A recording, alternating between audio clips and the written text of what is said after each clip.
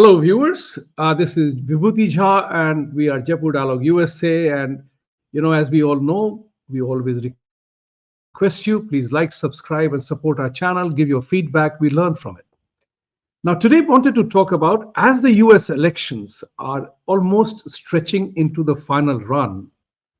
The elections campaigning is absolutely bizarre, in my opinion. I will use the word bizarre because on the Democratic side you have Kamala Harris, who had a disastrous Fox interview with Brett Baer, and yesterday she did not show up for the Al Smith Catholic convention in New York dinner, that is annual event, and no presidential candidate ever skips that. The last one to skip was Walter Mondale, who lost 49-1. So why did Kamala Harris do that? That's an open question. She had commitments and whatever. But it was very fascinating because, for one reason, Trump got the platform and he did very well. Everybody liked the humor, the touch, and everything else. So today we want to talk about, as the election is heading towards the right direction, towards the end of the entire season, how are the policies, preachings, teachings, and principles of both parties align with the democratic principles? This is very important because as much as we vote for the person concerned, we also ought to be concerned about the policies of the parties. Where do they stand with reference to their much professed claims vis-a-vis the reality? And that's a serious conversation. To have this conversation, I have with me great pleasure in welcoming Mohan Sonti ji. Mohan ji is, as you know, is an IIT Mumbai graduate engineer. He has worked with American multinationals in America, and he's an astute observer of the political scene. And so I have had him on my show a couple of times. Yes, last time he was here, we talked about it. Today, we want to focus on the alignment of the claims of each party on various issues and where does one stand. So we came across, so I have, 4 or 5 items that I want to specifically ask. And that begins with the conservative versus the liberal stamping. So Republican Party is known as the conservative party. Many Indians are hesitant that it is an evangelical party, and they like the Democratic Party's liberal credentials.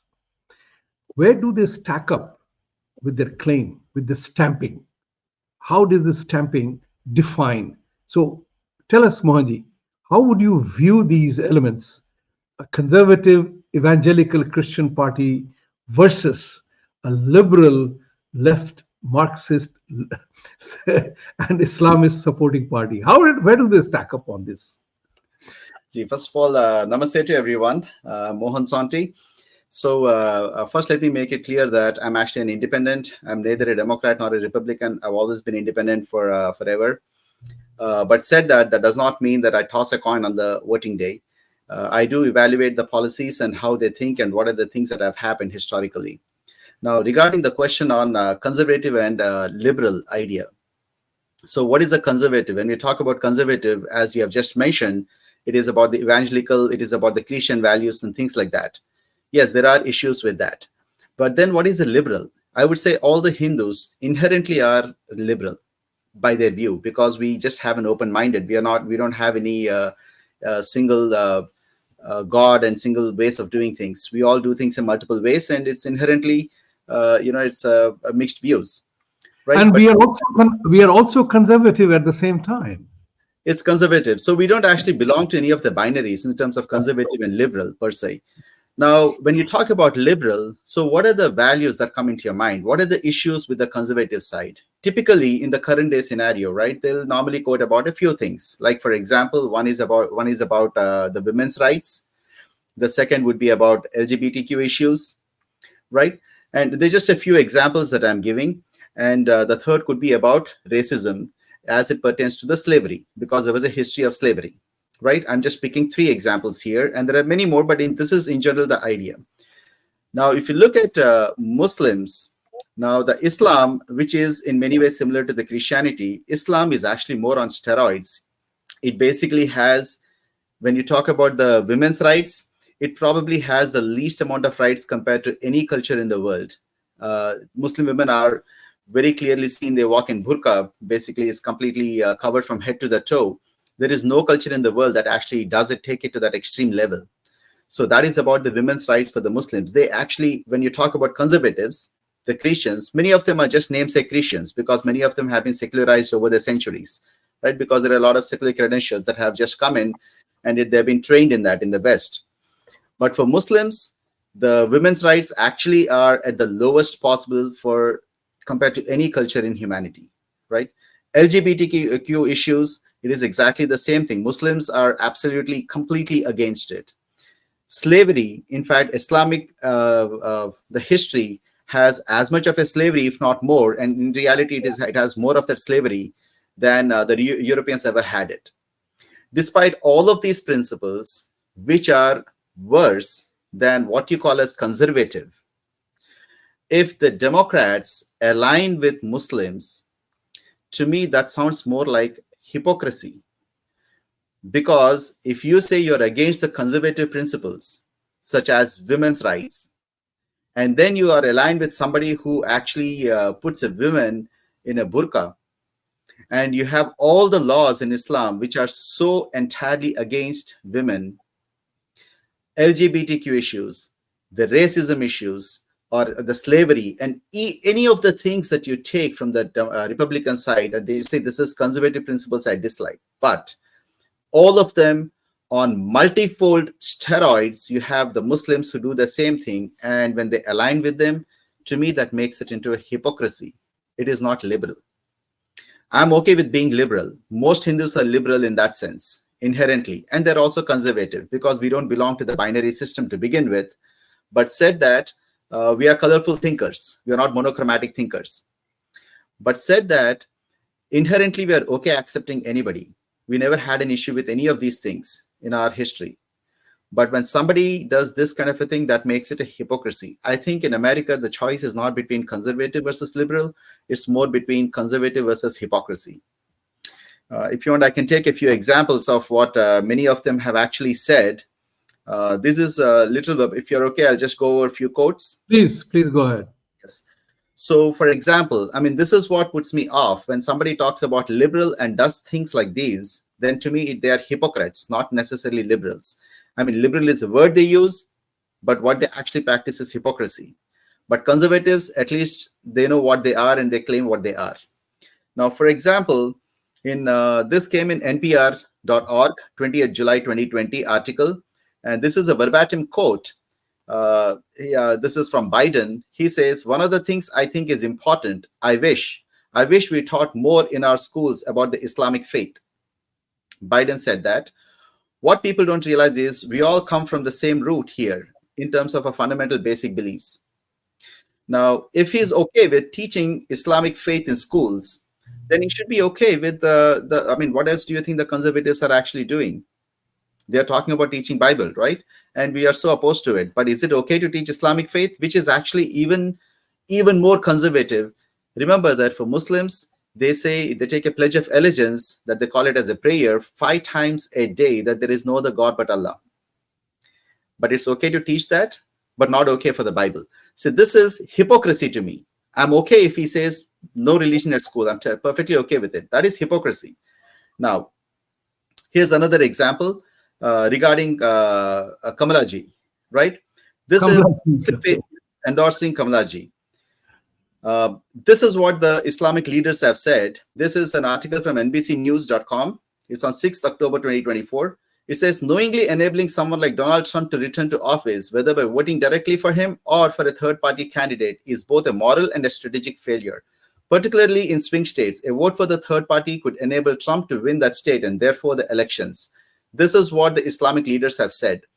Now, this is a specific topic. I had this discussion in several of my groups and friends, and this came on 6th October. But even several days before that, I had this specific point and said Muslims are going to vote for Democrats. They will do it because no, I mean, there was a discussion on whether they're going to vote for the third party. No, they won't. I mean, this is common sense, right? Because as far as Israel-Palestine goes, yes, all the Muslims are going to vote for Democrats. So there is no reason for Kamalaji to go and woo the Muslims. She doesn't have to do extra things for them because they're going to vote for it because Trump is very clear on what his stance is, right? But she still went ahead and did it. She still went ahead and started taking the side of Muslims. Yes, let me tell you one more statistics. There are people who will say that typically 20 to 30% of Muslims vote for Republicans. But that is actually not correct.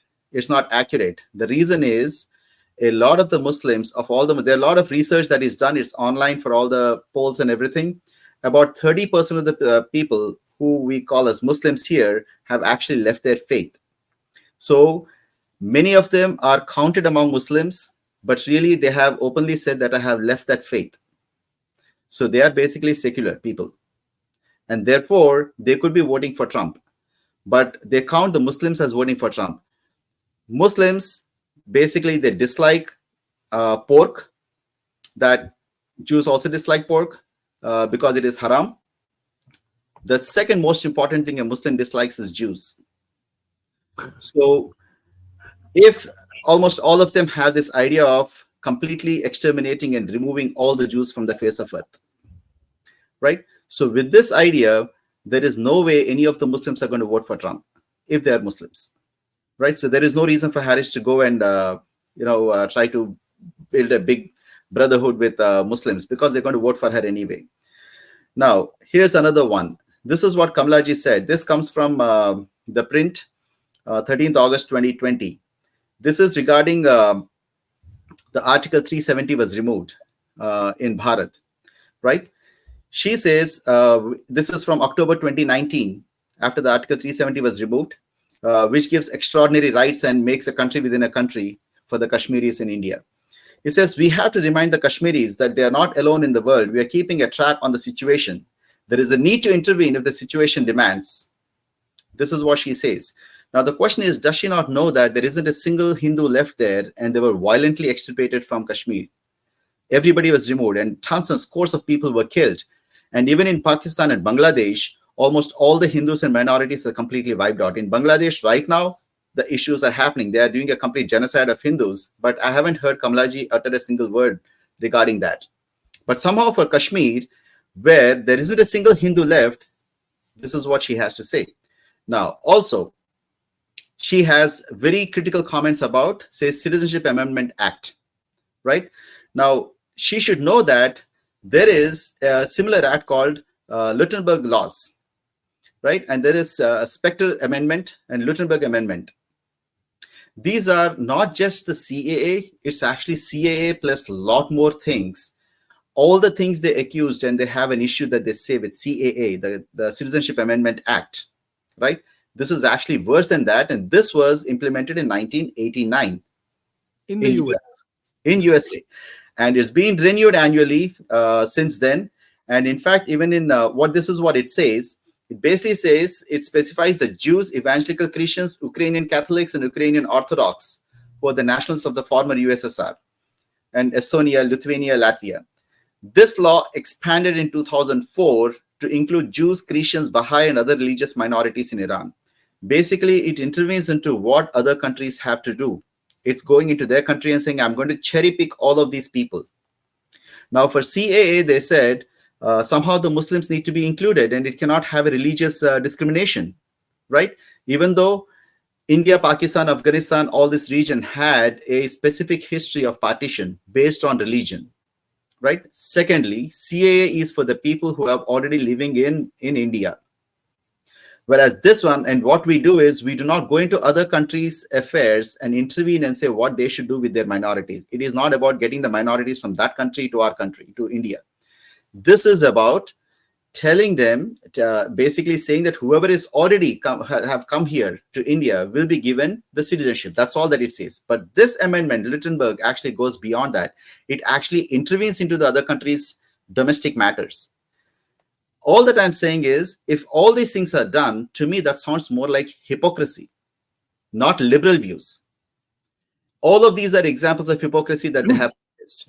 Now, That is that either is that is that she is. can claim that she does not have idea about it, Hmm. but being if she is being elected as the president of the America of United States of America, not knowing in ignorance is not an excuse.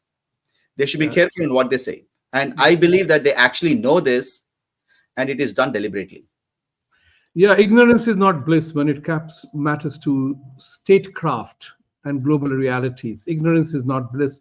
It's always innocence is different matter than ignorance, and ignorance is totally wrong. This is a very interesting thing that you made about conservative and liberal. I like the way you said that if Democratic Party is supporting the agenda of people who do not subscribe to your agenda, how can you be calling yourself, liberal in that sense? Because you are now subscribing to the other point of view, which is so sacrosanctly against your principles. Extreme That conservative. yes, so it is a hypocrisy of sorts. Now let's come to second aspect, which I wanted to also talk about, because these days, But by the way, I must tell you this about Muslim support. I saw a public announcement endorsement of Mr. Trump by Pakistani Americans of America. They issued a full statement why they are supporting Mr. Trump. That's a very interesting development.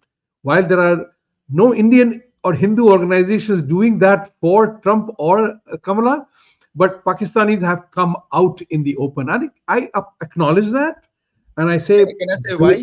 yeah, See, Pakistanis have also supported America wholeheartedly to catch Bin Laden. I'm yes. just saying. So basically, just because they say something doesn't mean so. So I mean, I'm just saying that Pakistanis have wholeheartedly supported war against terror. They have Yeah, supported capturing Bin Laden. They have supported many other things. So I just a wanted matter of you to fact. say that. Thank you very much. So, Thank you very much. Now let's come to the second topic, which is also again very important for me, and that is the Israel Hamas Hezbollah concept clash that is happening, right? It's a very critical one.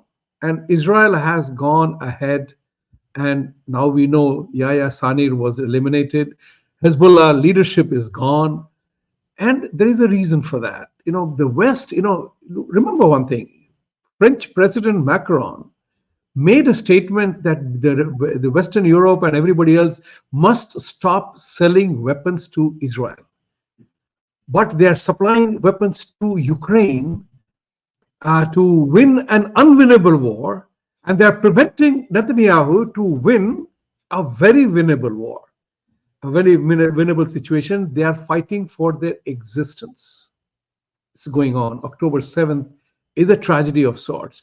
So, and this also reflects to the Indian side of the story, the Hindu side of the story. So, where do you think that support for Israel between Democrats and Republicans, and support for India and Hindus between Republicans and Democrats? Where do we, how so do we analyze that? so first of all, between the Israel-Palestine issue, I mean, this is a very age-old issue. In fact, the issue for Jews actually dates back to like really long time back, to thousands of years. But other than that, from the most recent past, between the Israel-Arab slash the conflict with the Jews, it is not something that just started now. Like, for example, I'll just give an example from the just last 100 years, even though it dates back to even before that. Just Hmm. like going back to 100 years ago, in 1920s, there were riots against the Jews in Jerusalem and Jaffa, right, where a lot of Jews were killed. In 1930s, there's Arab Revolt. These are, I'm just giving one example from each decade, but there are several more that happened within the same decade, in most of the decades. So in 1930s, there was an Arab Revolt, again the fight against the Jews. 1940s, there was no Israel at that time. Remember that. In 1940s, they all of these Arabs and many of these leaders, they were supporting the Nazis and fascists because they wanted to slaughter the Jews and kill them, which is part of the Holocaust. We all know about that. And they were asking them to bomb the Tel Aviv. And this is Arab Liberation Army, Army of the Holy War. Basically, it's a civil war in which they wanted to exterminate every single Jew. All right, the reason why they were supporting the Nazis and the fascists, and they wanted to bomb the whole Tel Aviv. Now, 1950s. So in 48, finally, the Israel was formed. Basically, the Jews who originally belonged to that piece of land, but they were actually driven out after so many centuries, sometimes even thousands of years. They finally go back to their own homeland, right, which is Israel. Once they come there in 1948, it was formed. 1950s was Suez Crisis.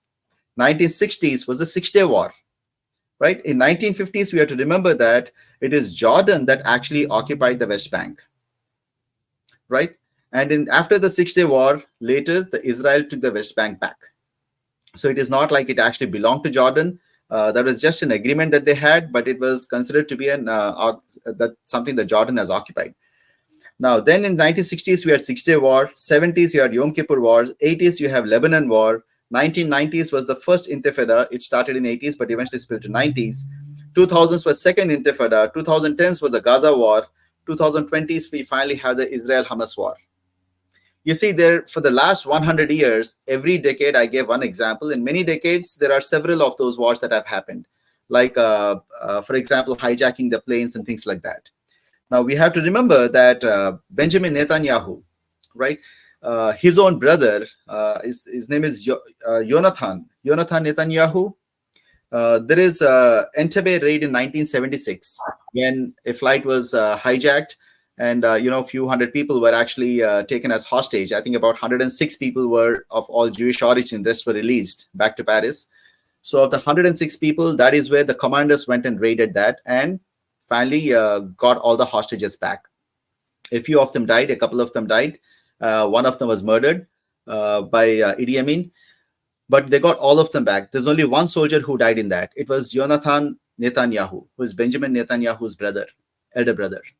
All right? He was shot in the back. Yes. Despite all of these things, for last 100 years, an example I gave for 100 years, every decade they wanted, their objective was to complete extermination of Jews. That's a stated objective. What happened in 2020's Israel-Hamas war is about 6,000 Gazans, they crossed the border. Now, people need to understand of the 6,000 Gazans, this is not a military or Hamas entering into the Israel. It's actually, the numbers actually, this I got it from different sources. It's available online. It says 3,800 of them are actually the militia, but 2,200 of them are actually civilians. So when you say the civilians, the innocent civilians, it is 2,200 of innocent, the so-called innocent civilians are the ones that cross the border, and they killed about 1,150 or some say 1,200 roughly Israelis, of which about 700 were civilians, 40 of them were children. So they had no problem killing the children. And of course, you take the women and elderly and all of that into account, it was basically whoever they could catch, they went and killed them. All right. And about 250 of them were taken hostage. In that, there are 30 children. Now, this is what the Hamas has done. Now, people will say that, okay, if they have killed 1,200 Israelis and taken 250 people hostage, what should the response be? The issue is, over all these decades, the way I see it, right? It is not that Israel, the Hamas, I mean, they fired about several thousands of rockets. The numbers vary from 5,000 to 10,000 rockets. Any one of them could have hit Israel. Ideally, in their mind, it's again extermination of all the Jews, right? So it is not 1,200 Israelis or the Jews that they killed. It is 1,200 is what they could manage to kill. Their ideal objective, if they had the power that Israelis have today, they would have wiped out every single person, because they had no problem killing the children, women, or anybody, elders. They would kill civilians. They never made a distinction. They would kill anybody and everybody, right? That is the stated objective. It just so happens that Israelis are militarily and more organized, stronger. So the Hamas could only kill, and the Palestinians, because when there are 2,200 civilians, are they Hamas? They're called as civilians. So I don't know where that innocent civilians come in. I mean, Hamas is like a plant that grows in that kind of, the ground is such that, Palestinian ground is such that it grows people like Hamas. So you cannot blame just the plant.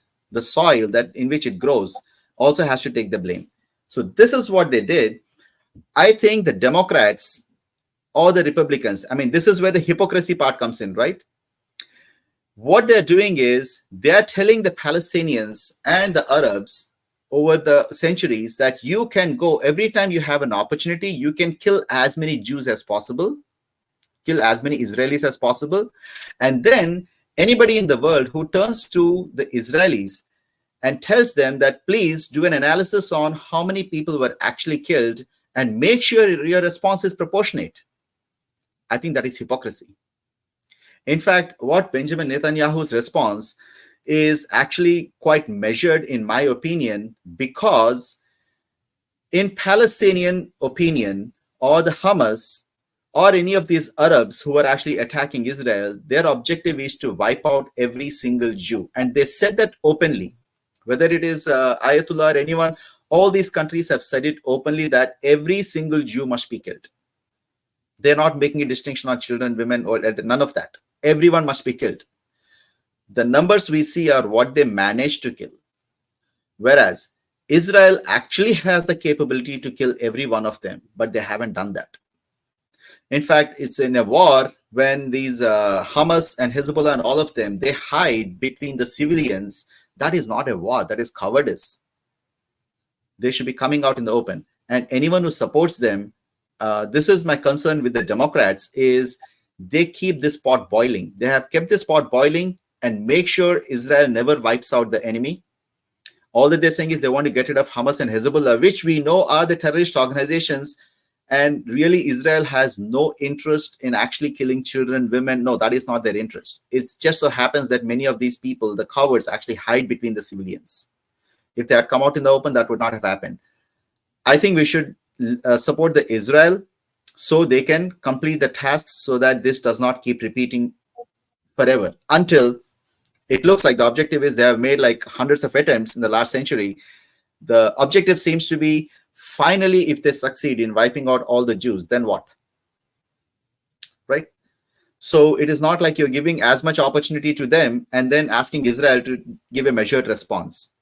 Tell me one thing. Democrats are a little bit hypocritic here too, because if I may interject here, yeah.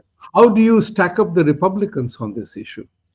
So this is where I actually feel that Democrats are being hypocrites again, because if they do hold a liberal value, right, which many of the people actually, when they say we are liberals, they are honestly liberal. And they do say that if someone says, I'm going to wipe out all the Jews, giving any kind of a support to them is not a liberal view. That's right. No matter how you want to slice and dice it, if you're talking about innocent children, it is not, it has never been Israel's policy. And in fact, Israeli military are thorough professionals. Like any other professional armies in Europe, India, China, or America, any other countries, they're thorough professionals. It just so happens that the cowards are hiding in the civilian areas. If that fertile ground, actually America can push and tell that fertile ground of Palestine not to support these kind of terrorists and not to harbor them, will be okay. But unfortunately, it is only in the liberal areas, even in USA, that they run all the protests. And Democrats actually support that. To me, that is hypocrisy. That is my concern with them, right? So it is not a Republican-Democrat issue. It is an issue with, are they truly liberal? Are they truly for humanity? That is the point. And I think Democrats need to do better than this, just instead of just doing it for political gains. Thank you. There is another issue which recently Barack Obama was heard chiding and admonishing black men that they have to vote for Kamala because she is their own. That video is viral, and many black people have commented very strongly about that. In my humble opinion, I find that Barack Obama had a glorious chance to bring about the racial harmony in the country. On the contrary, I believe his actions show that he further aggravated the divide. So on racism, which is a major issue here, and I have seen many black people talk that Kamala isn't black, Barack Obama has done nothing for us. But like 80% of the Hindus vote Democrat, more than 90% of the blacks vote Democrat. And the Trump in his 2016 campaign had said, what else do you have to lose? You are suffering anyway. So vote for me. Many blacks are now openly talking about that Democratic Party has done nothing for us.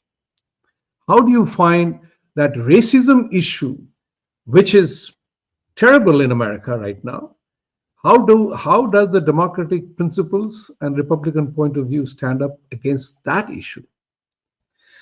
So we have to go back in history to understand how these things have shaped up. And there's a Mm. lot of politics in it. And there's an element of, you see, I would say that for the Democrats, when they say, I'm going to eliminate the racism and other things or support African Americans, I think there is a conflict of interest, because if they really let them rise up in life, right, then the chances are the Africans may not even vote for them anymore, because now they have the prosperity on their sides and they can, take care of themselves and think through on what is more beneficial for the country and for themselves. Now, the issue I have with Kamala ji calling herself black is something in the lines of, you see, African Americans had a very, very unfortunate historical past, all right? And so they require all the help that can be provided to them. And it is actually, it's absolute must. And President Barack Obama, I mean, that is a great step forward, and I really like it. Even though one day I want to see someone who is 100% African American to be the president of America. That is the real goal, and that will be a very nice thing to have. Now, the issue with Kamala Harris I have is, now if you can imagine, out of all the presidents, if half of them say that I identify myself as a woman, would you then say that the women are well represented as a president? No, right? Just because they identify themselves. In fact, that will be a disservice to the women, because really women haven't really come up and become the president yet, right? Now, likewise, if Kamalaji comes and says, I identify myself as black, then it looks like we had two black presidents, but really we didn't. In fact, Africans need to be represented more. And for that, it's taking such identities, I think, is very dishonest, and it's actually doing a disservice to a community, right? If she says, I identify myself with Indians or with Caribbeans, yeah, we can feel proud about it, because that is the truth, right? So identifying with the community, just simply identifying herself as black, and as if it looked, I think she's just riding the tide that Barack Obama did and just continuing with it. It's more like a political thing rather than the fact. Did Democrats actually do anything favorable to Africans? Think of it this way. African Americans. Don't say I'm Africans. African Americans. African Americans, I'm sorry. So did Democrats, let's Or see. black Americans. Black Americans, because a lot of blacks are not Africans. They are blacks here. Right? Correct. That is true. And in fact, Egyptians are not African Americans either. So that's the confusion that I always have. Yeah. Because Egyptians are in Africa, but they're not called African Americans. But anyway, so it's part of the confusion. But let's just say black Americans. Yes. All right. Maybe that's probably more correct and accurate. All right. So let's go back to the history, right? The Emancipation Proclamation happened in 1860s, right? 1863. And then the first Civil Rights Act came in 1866. All these things were done by the Republicans. All right. That is when the slaves got freed. The second Civil Rights Act came in 1971, and then the third came in 1871, then 1875. So the first three were done in 1800s, when the Civil Rights Movement came in. Now, the issue is not the civil rights, I meant the emancipation, the slavery. Now, the issue is the Republicans, the time had come for that movement to come in, and therefore, Abraham Lincoln could actually step forward, take the right leadership, and make it happen. And he paid a very dear price for that, for doing all the right things that need to be done for the country. Right. 80 years later, in 1957, came the next Civil Rights Act. All right. And in 1957, it was Eisenhower. He was the president. He was a Republican. That is how the Civil Rights Act has started, because the time had come, just like in the emancipation of 1863. In 1957, the time had come and the segregation had to be removed, right? The equal but separate kind of a clause that they had to be removed. And Eisenhower is another person who never had a political background. The next person to come as a president without a political background was Donald Trump. So after the Eisenhower, after Eisenhower, Donald Trump is the next person who never had political background. So Eisenhower was a general. When he became president, he basically said the time had come and we need to make the civil rights acts and we need to move forward and remove the segregation and start integrating everyone. So that Civil Rights Act came in 1957. Yes, people say that Lyndon Johnson actually did a lot of remarkable work in consolidating all the Democrats at that time. But the issue is, it became very apparent that if they don't, then substantial number of African Americans or the Black Americans are going to vote for the Republicans, and that will be the end of Democratic Party. So yes, there is a political expediency, and Lyndon Johnson did actually consolidate everyone, but he did it for political purposes, because without that, the Democratic Party would have been finished, right? Otherwise, Lyndon Johnson has a history of being an absolute racist, right to the core. In fact, Democrats have felt that Lyndon Johnson betrayed them. But what Lyndon Johnson, he's a good politician, basically, as a politics, he basically said, if we don't jump onto this act, we are going to lose on it for good, because the time has come and this change is going to happen sooner or later. And Republicans have initiated this. Remember, Lincoln was Republican, then next came Eisenhower. So then after 82 years, 1957 was the next Civil Rights Act. Then was the 1960 was the fifth Civil Rights Act, also under Eisenhower. Then in 1964 is when we had Lyndon Johnson. Now all the credits suddenly flipped over and it was taken over by the Democrats. That's where we had the Democrats. Then came the 1968. This was under Lyndon Johnson. So essentially, all the initiation, all the things on how to bring in the civil rights, all these things were done by first Republican Lincoln, and then came Eisenhower. He is the one who initiated this. And remember that in just to give you an example of what Lyndon Johnson actually was, right? Who was a Democrat, and people say he consolidated all the Democrat votes. The reason I said he did it for political purposes rather than the views of having equality, because this is something, it comes in Smithsonian Mag. Right? I'm reading it from that. He used to call this basically as is called it as the nigger bill. Really? It's called as a nigger bill. All right. In fact, this is something he has said. This is actually also, it was there in msnbc.com, 11th April 2014, in this publication, the news. It says, discussing civil rights legislation with men like Mississippi Democrats James Eastland. Basically, that is where he simply called it as the nigger bill. He always referred to it as the nigger bill, not the Civil Rights Act. That is the support he gave for the 1957, the first civil rights, which Eisenhower is the one who actually brought this in. Now, Lyndon Johnson also had very stark, exceedingly racist views. In fact, there is an example of his black chauffeur who he asked if he would rather be called by his name or should he call him as a nigger chief or a boy. Quite naturally, the chauffeur said, it'll be respectful if you call me by my name. To which this is what Lyndon Johnson has said. And this comes from the SmithsonianMag.com website. It says, as long as you are black, and you're going to be black till the day you die, no one's going to call you by your goddamn name. So no matter what you are called, nigger, just let it roll off your back like water and you will make it. Just pretend you're a goddamn piece of furniture. Really? This is wow.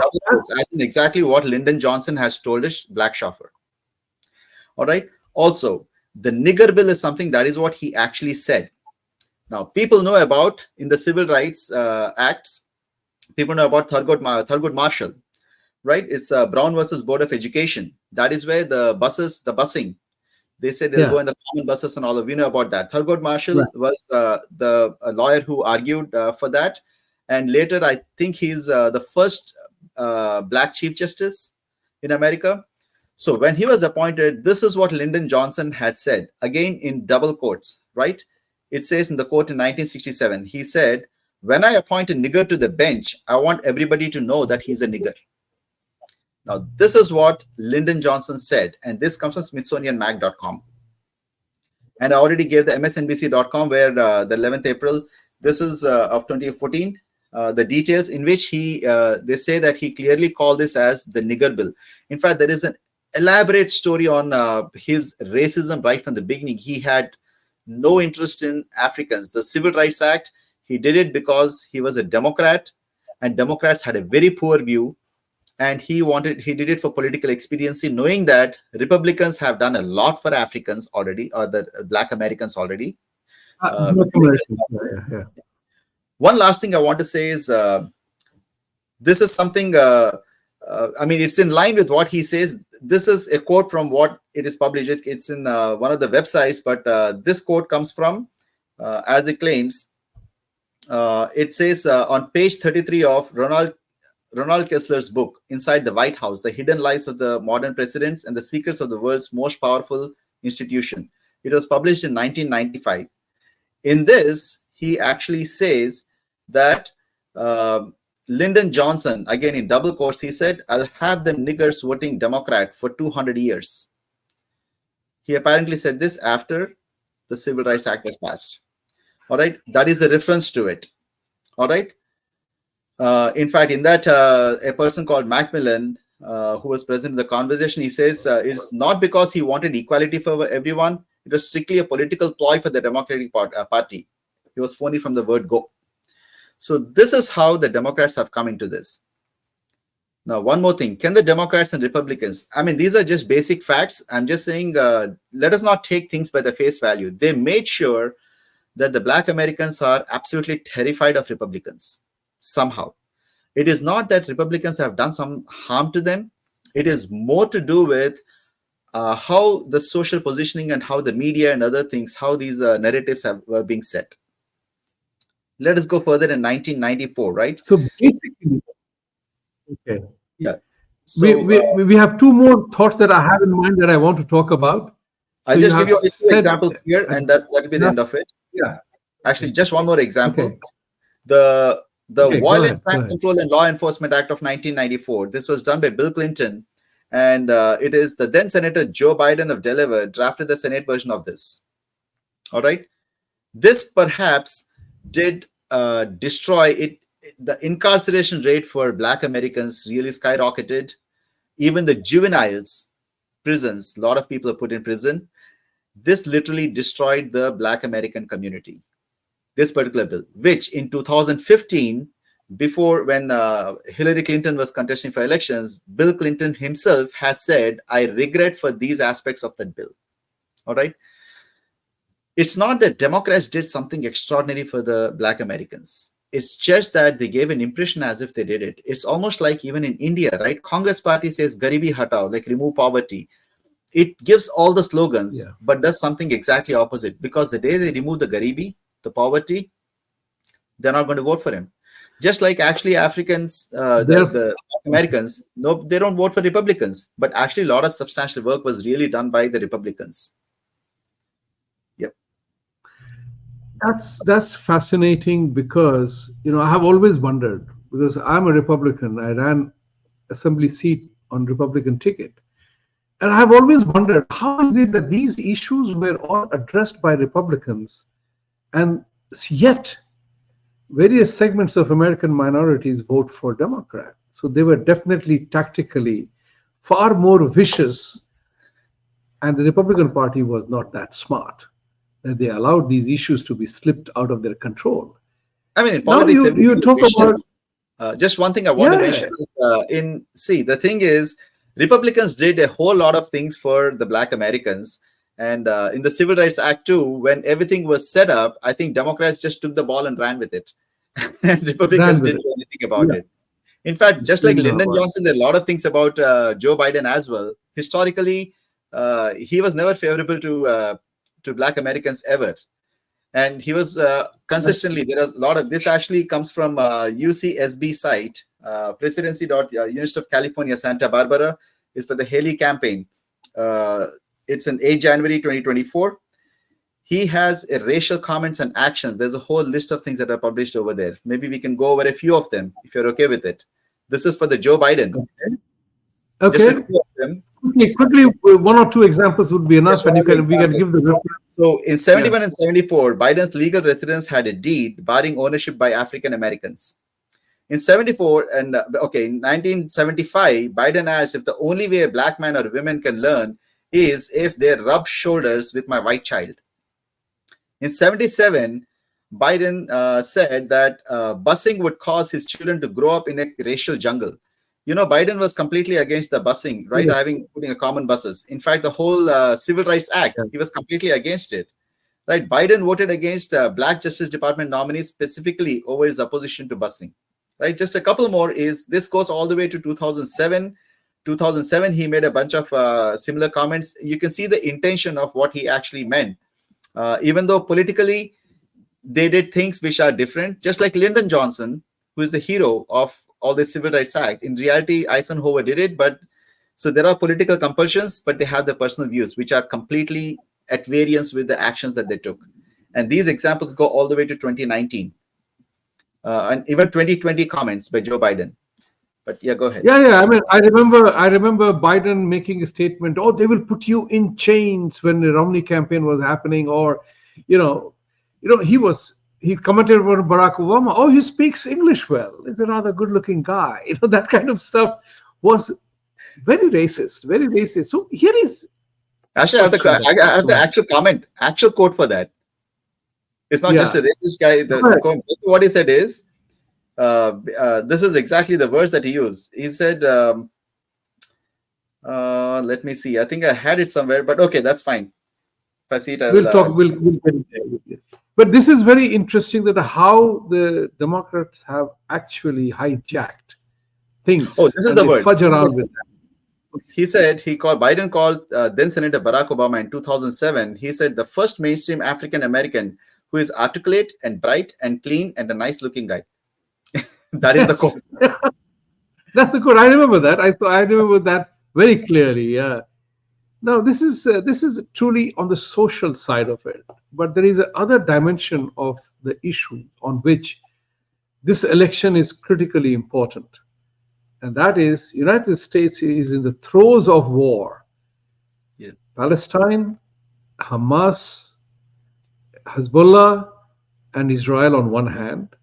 You have Ukraine and others on the other hand. We left Afghanistan in shambles and shame, and we jumped into another war. So it it is often accused that the military industrial complex runs the American economy, and they are the principal players of the deep state to manage America's global engagements.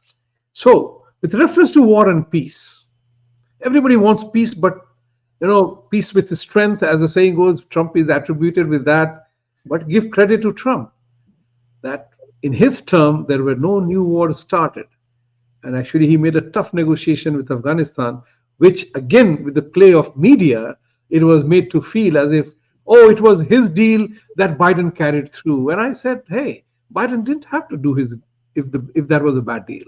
Why did he do a bad deal?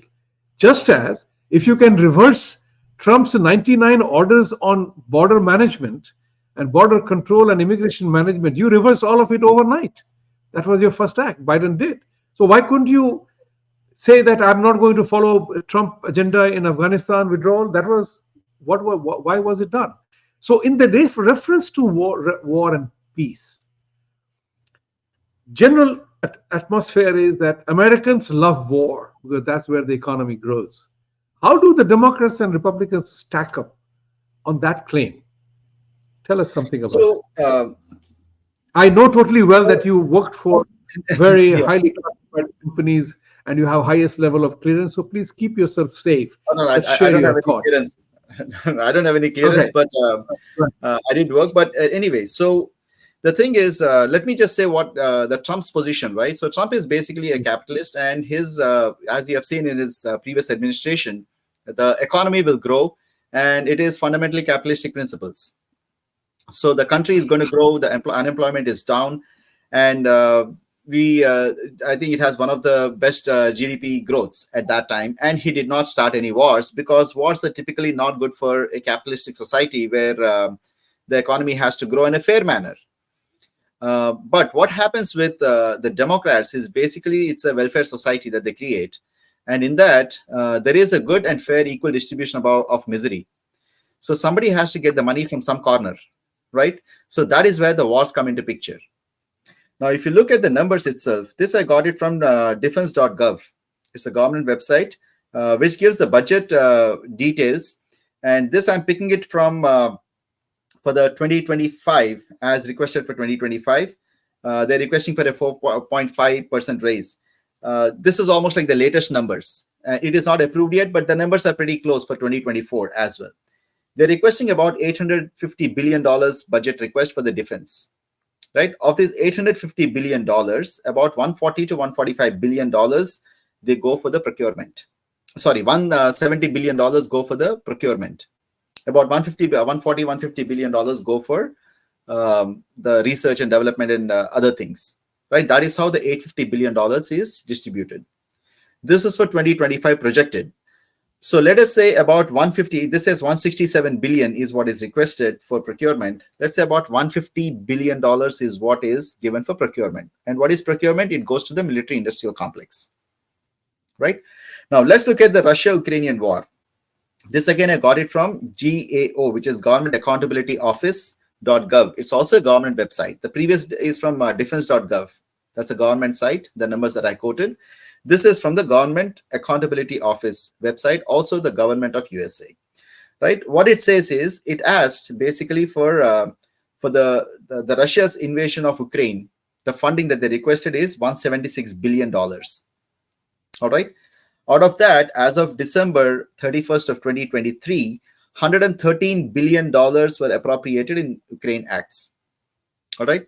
Now, there are different layers here. The terminology is what is appropriated, what is disbursed, what is given. But let us just go with one set of numbers. This is the total amount that will be going. As of December 2023, $113 billion was appropriated for the Ukraine acts, right? That is just about an year, 2 years. In that $113 billion, $62 billion were directly provided to the Department of Defense. All right. And $3 billion was provided for health and human services. All right. Rest are for other purposes, for the government and many other things, the pays and all of that. But if you think about it, this is about $60 billion was given. Now, you remember the procurement is $150 billion is what they get. That is for a budget of $850 billion for the defense. Only $150 billion goes as procurement, which means the defense, the military industrial complex, the companies get about $150 billion. Here, in just this war, they got $62 billion. If you add this up to the GDP and how this revenues and how this math works out, you can think and tell me whether this war is going to end. For Democrats, this is a substantial revenue. They are not going to end it. Now, will the Republicans, can we say Republicans don't go to wars? That is not the truth. The issue is Trump doesn't go to war because Trump has a different set of capitalistic policies on which he wants to build the economy. And he has demonstrated that in his 4 years where he has never entered a new war. We have seen one of the fastest GDP growths in those 4 years, one of the lowest unemployment rate. Despite all of this, to him, the war is basically not needed, because he can grow. The current democratic policies is a welfare state system with over 10,000 people entering our border illegally per day. How are you going to feed them? The country has to grow somewhere. So this is one example for the defense. But if you look at other areas like health insurance to several other areas, right? The medical, the pharma industry and all of that, I think the whole growth that you get, I think, is kind of a skewed growth. Some of these, it's almost running like some sort of an oligarchy. In fact, a lot of the socialist systems eventually end up with oligarchy, wherein there are a few little conglomerates that rule the rest of the country, right? So I think the wars, if the Democrats win, the wars are not going to end. In fact, it will get worse because this is a substantial revenue. So it will be a conflict of interest to stop it. Now, can we argue the same for Republicans? I wouldn't say what Republicans would do, but certainly for Trump, he has an interest in stopping it because he has different objectives. His objectives is that economic growth and setting the policies correct, changing the laws so we get back to capitalism. So in that sense, this doesn't have to be his revenue model. Thank you very much. And I tell you something, I have shared this particular observation of mine in my shows many times in the past, that I made an assessment of Mr. Trump, and I realized that this man can't be pro-war man. You know the reason why? It is understanding the nature of the beast. What is he famous for? He's famous for building beautiful apartment complexes, golf courses, and he's a builder developer. Understanding the nature of the beast. He is a builder developer. He has sent, the British Open Golf Championship happens in Scotland. That is his golf course.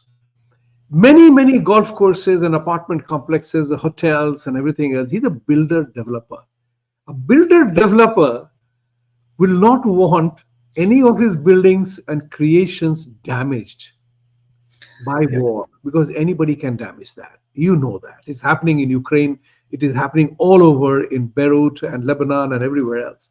You see the destruction a bomb can do, or a drone can do. So Trump would like to have his legacy of builder and developer of golf courses and whatever and apartment complexes as his grand design. So this guy can't go for war, and that's why no war happened. And that's why he is pompously claiming. I will use the word pompous because I do not know how realistic it is when he makes a claim that I will have the war stop in Ukraine after my winning, and even before I take oath, I will have the war stop. Must be he has Harry Potter's magic wand. I do not know, but that said, there is another element, and I want to spend the next 5 minutes on the economic policies of the both parties. This is very important to understand. We are in a mess. The country is $35 trillion in hole with their trade deficits. Currency monopoly, the ability to print notes is going down because you cannot sustain this kind of a financial obesity, if I may call. So, if the United States suffers from physical obesity as a problem, we also have a serious case of financial obesity. We can't fund wars endlessly. We can't fund endless amount of plans, and we can't do that. So, whose policies might benefit the economy? Because the Democratic Party has probably carried the message from Arvind Kejriwal or Rahul Gandhi to give everything free, right? Now, Kamala Harris announced that I will give 20,000 or some amount of money to blacks only. When there was an approach, she said, I'll give it to everybody now. So, do they have an economic policy strategy or they have an agenda? That's my belief. The Democratic Party has an agenda and they play the game around that agenda. So Mohan, rob Vibhuti to pay X because I promised him that. So now you have Trump joked about it in the Al Smith lunch dinner at fundraiser at New York when he said, "Hey, we have been told. Mayor told me to stop my speech because the hall is booked for illegal immigrants coming from Texas." We know New York Post reported that 15,000 rooms are needed in New York City at the rate of $358 or so to house the illegal immigrants. So, where is it all going to come from? Who will benefit the economy the most? You have 3 minutes to give the closing arguments on this. All right. So basically, the socialistic idea, the issue with that is what Democrats are creating is a welfare society, right? Some people are okay with the welfare society. The issue we have is it's basically between haves and have-nots. You see, in a society, we have victims, the true real victims, and then there is a business of victimhood. The business of victimhood runs like any other business. You have to recruit new people into it. You have to make them feel that they're actually victims. Whether it is many of the movements that you see here, the Democrats do, is all about the business of victimhood. They recruit more and more people into that fold. So this is how the welfare society inherently runs. Now, when they add in 10,000 people per day, illegal immigrants, there is a lot of political math for the elections and many other things that they are factoring into it. So you will not see any true growth. Regarding the other one, when you talked about Trump not going to wars, typically in a capitalistic society, I mean, people say capitalistic society also goes to wars. But if you think about a true capitalist rarely goes to war because that's an unnecessary expenditure. And unless there is a direct benefit from it, he will never go to war. In fact, Arthashastra says this, Chanakya's Arthashastra, which is something that almost everybody understands across the globe, is war is not the end, war is a means to an economic end, right? So a typical capitalist, which Trump is very unlikely that he would want to extend this kind of war. Oligarchs will do, because if the military industrial complex, they would love to go to war because they make money out of it. Others don't, because they want to run their own businesses, and the businesses run better in a peaceful environment, right? With Democrats, the welfare society issue is about adding more and more victims. In fact, they make people feel more and more victims. Today, they have created a society where you can label 90 to 95% of Americans are victims of some form or the other. Between the race, gender, sexual orientation, you name all of those things, end of the day, your number comes to about 90% of the people claim to be victims of some form or the other. And this is more like the Robin Hood types, right? Wherein they somehow think it's okay to rob somebody who is rich and then give it to the poor. The issue that Robin Hood has, which many of the socialists are basically modern day Robin Hoods, the issue is they don't want to fix the problem on why somebody got rich. There is a system that's in place which is kind of tilted, rather than fixing the system so everybody is prosperous, which a capitalist system is. A capitalist system is inherently very well balanced. It is when the socialistic ideas, the government control comes in, the artificially managed system, that is where it skews towards socialism and all the imbalances set in. So that's why it makes it important that they rob the rich people, like the modern day Robin Hoods. And they'll do it, and they'll get the votes for it. Thank you very much for very insightful observations. And I always say this, that not a single person who comes to United States comes to remain poor. They all want to become rich, because this country gives you that opportunity to become wealthy. You may not become billionaires, but you can definitely fulfill your American dream. And that is of owning all the material aspects. One of the reasons which I told some of my Indian friends, that the reason why every Indian student who comes to America and doesn't want to go back is a very simple reason. Because everything, and at least beginning from my generation, look at it from that point, not relevant today, but relevant in my generation. All the people who came never went back, because I'll tell you why. I joined India's largest, highest paying salaried company called Reserve Bank of India, right? But I could not afford a motorcycle. I could not afford a refrigerator.